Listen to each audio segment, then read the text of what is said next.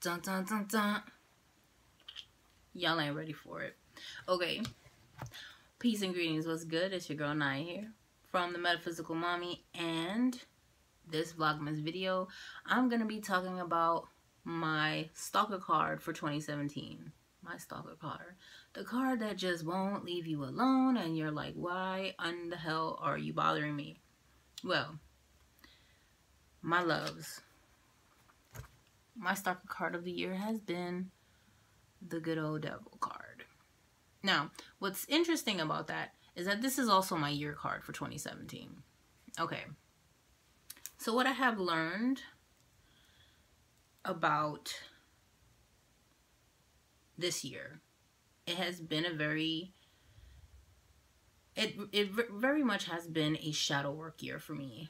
You know, and when people mention shadow work, you know, it's like, do you have to sit in a dark room and like have candles and be all like, you can, I'm not saying you can't, but you don't have to. I think shadow work is very much more about the ghost in my house, like my cat just coming in like he doesn't care about anything.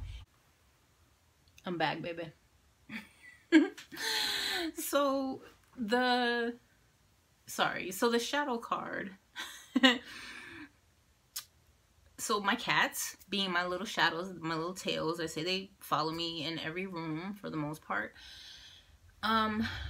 Shadow work is about facing your realities, facing the things that you don't necessarily want to face, or things that you've kept pushing down, and still didn't have clarity or understanding. Sometimes you don't even realize that you're going through something that gives you this self-revelation, this like epiphany, like, oh, that's what that has meant all this time.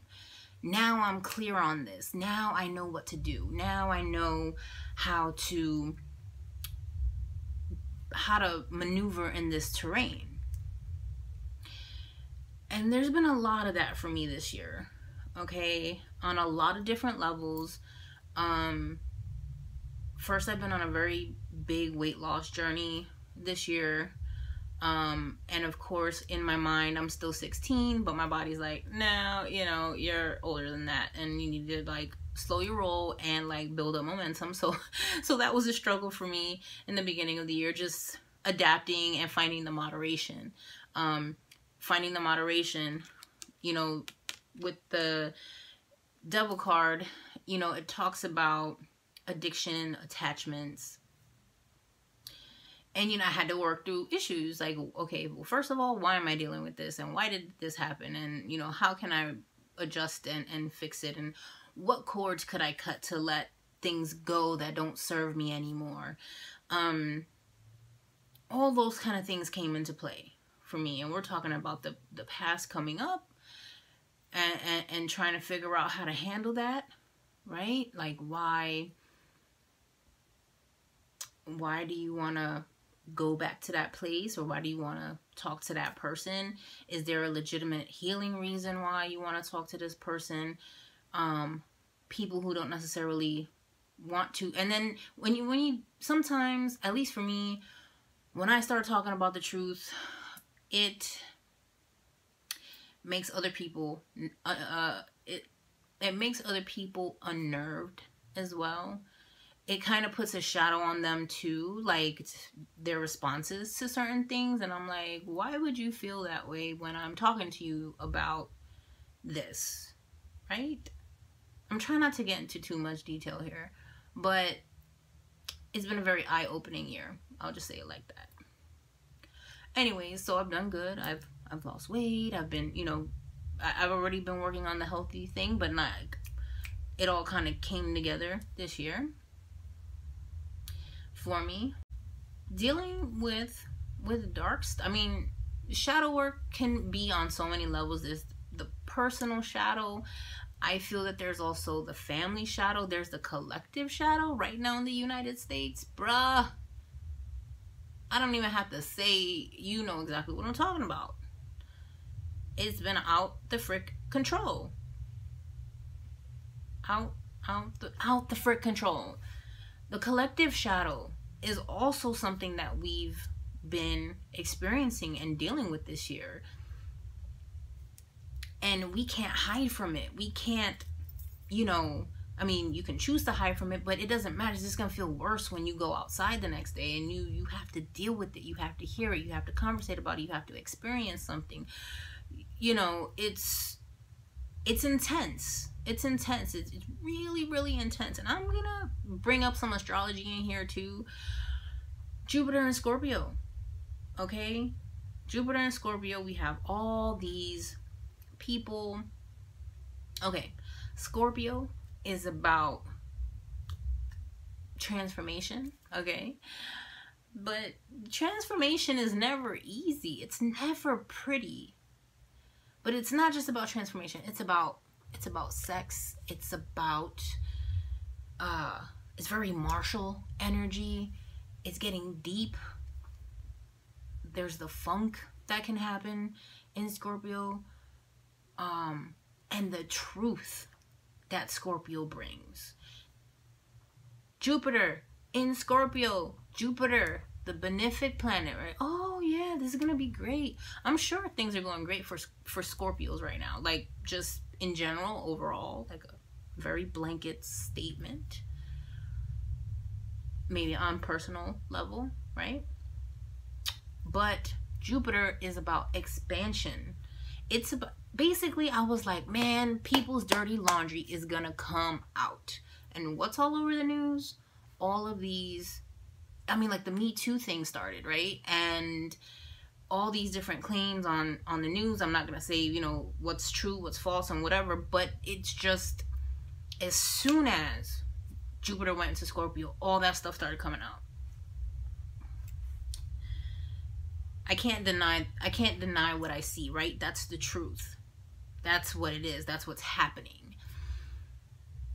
And so again, there's that collective kind of shadow, that collective, you know, like they say the devil card. It could also, you know, be about sexual escapades and things like that. So of course it's no surprise to me that this would be a theme that I would see this year. Okay. I guess that's, you know, why I brought the astrology part into it. But yeah, so on many, many different levels, it's been a very tough year.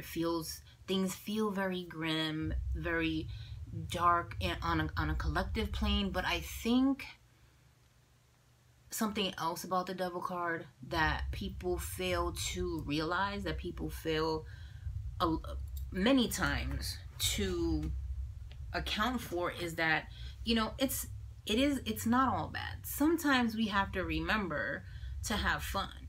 Sometimes we have to remember that when we laugh at a joke, we're laughing because we've experienced it and we know it to be true. Even if it's a dark joke, even if it's, you know, whatever we're laughing at. But humor is a form of shadow work. Many comedians that are out there haven't had the most like pretty lives. Like, they just haven't. They've had experiences and they tell their stories. They tell their jokes. But there's substance in their jokes. There's truth in their jokes and in their experiences. They're good storytellers, and they balance the burden of the heavy, shadowy stuff with humor. Okay, so the devil card is also about humor. It's about finding the light, finding a way to cope through the hard times and things like that. So that's something else, because Dave Chappelle did a stand-up earlier this year, which I thought was hysterical, and he was like no holds barred. He talked about everybody, and I noticed that when I laughed, it's because it was either something I experienced or something that I knew to be true. So that's shadow work. I was cognizant of that. And it made all the difference. You know, I knew going into this year, I was like, oh man, this is my year card. What's gonna happen? This, that. Yeah.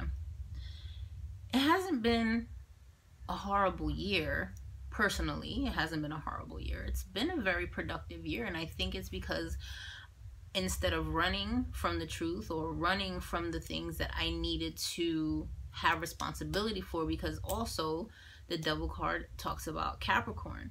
Capricorn is about attainment. It's about career. Ever seen those billy goats on the side of the mountains, or like sitting on the tree? Like, how the hell they get all the way up there? You know, like, oh, mountain goat, watch out. But they're up there. They're up there. They're at the height of what we hope to accomplish. Capricorn energy. But you can't get there without certain restrictions, without certain taking responsibility and accountability for yourself. And you know, and I knew that going in this year. I said, okay, whatever it is, whatever my goals are, how do I get there? How do I make this work? How do I make this longevity work? It's not gonna be easy. It's gonna feel, it might even feel cold at times. Like, God, nobody understands what I'm saying, and nobody feels how I feel, and I feel completely alone all the way up here on the side of this mountain. But you know what? I'm not at the top yet. I have to keep going. There's no way back down. And that can be a scary place to be at, you know? And again, I had to learn to acknowledge that and move forward. Move onward and upward. Cap energy is great if you know that the universe will meet you halfway. If you put in the energy and you put in the work, the universe will meet you halfway. And that's what this year has been, you know. It really has. It has been. It has been exactly that.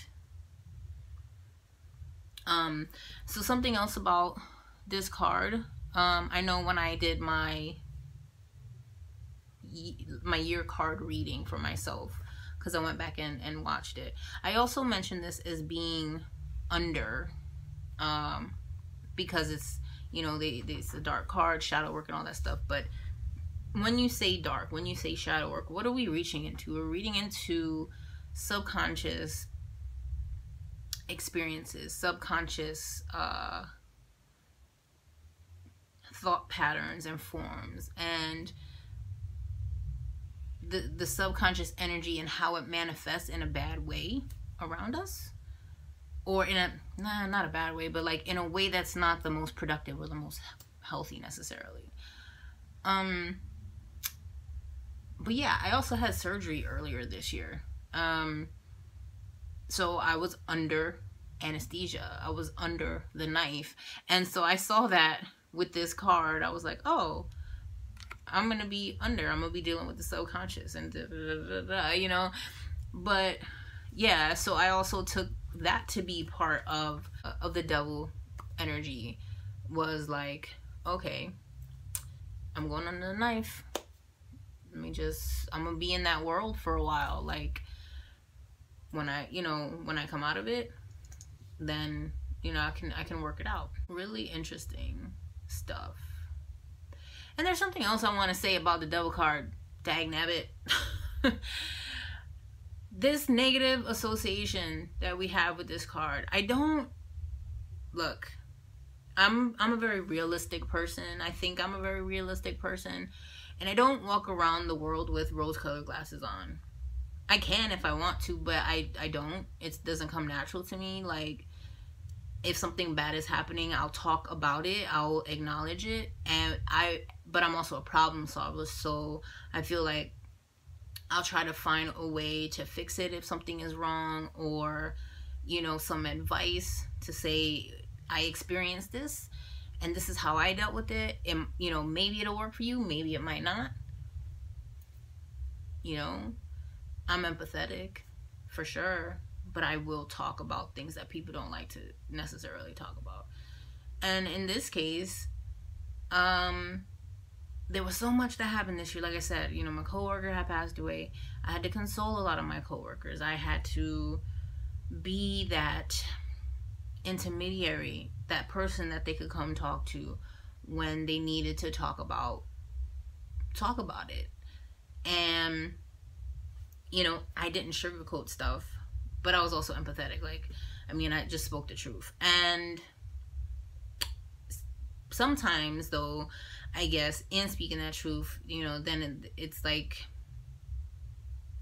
okay, now I'm the bad person because I talked about the elephant in the room. Well, why are we not talking about this elephant in the room? I feel like that's part of shadow work. So let's talk about this elephant in the room, shall we? Yeah, why is it only standing on 3 legs? You know, things like that, you know. So I think I want to leave you guys with one last thought when it comes to the devil card. And that is that the word devil spelled backwards is lived. Is lived. And the experiences of life are not always high vibration. There's also times in life where there's low vibration. Everything has a balance. Everything has a yin and yang. Everything, you know, even if we're talking about the nuances, the segue to the yin and yang, or the segue, you know, between light vibrations and low vibrations, that's the reality we live in. We're somewhere in the middle trying to figure it out, you know. But lived. We can only help sometimes. There's some situations where we can only help people because we've experienced something similar. And so we've gone through the motions. We've gone through that particular hell to come out the other end wiser and smarter. Saturn energy. You get wisdom from putting in, you know, having experience, having had that restriction put on you, in whatever capacity that might be in. Lived, experience, lived, that's time. Saturn, Capricorn, because Saturn rules Capricorn in traditional astrology. And, you know, so there, you know, it's like, oh, you're the devil. Why? Because I'm telling you the truth. Because I'm telling you that this is what it is. You can't rationalize it away. You can't choose to ignore it because it's still going to be there. That elephant will still be standing right there. If we shine light on it, though, maybe we can understand it and move past it and not be stuck, not be confined, not be attached. There are many times when we want to move forward, we say we want to move forward, we say we want change, and then when it's time to put in the work, we choose not to. Why do we do that? I'm speaking very collectively right now. This is not aimed at any one particular person, but why do we do that? You know? Oh, I want this job, or I want this relationship, or I want this feeling, or whatever, but sometimes we're not willing to put in the work, or willing to take the responsibility or hold ourselves accountable for why we don't have certain things in our life. Well, what can you do to change that? What baby steps can you do so you can climb up that mountain? And we all experience that. I mean, having friends, having family and all that stuff, that's great. But the reality is our personal experience is our own. That individual experience that we have every single day of this life that we have is unique to you. So why wouldn't you put yourself first? Why wouldn't you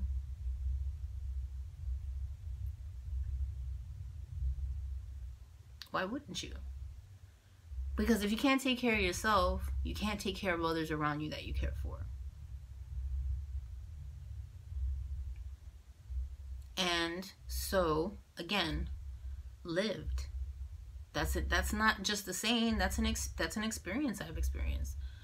I can't take care of other people if I'm not taking care of myself first. And that's not saying, or that's not being self-righteous, right?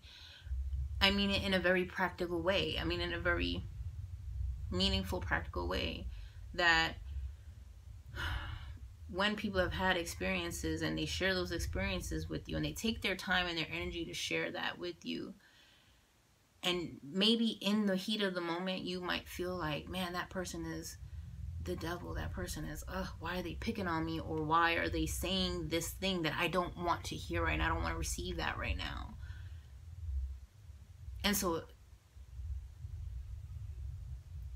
it's interesting because I've done that, you know. I'm like, you know, before I was kind of cognizant of, you know, I'm like, man, you're just like the devil, get away from me, I don't even want to deal with you.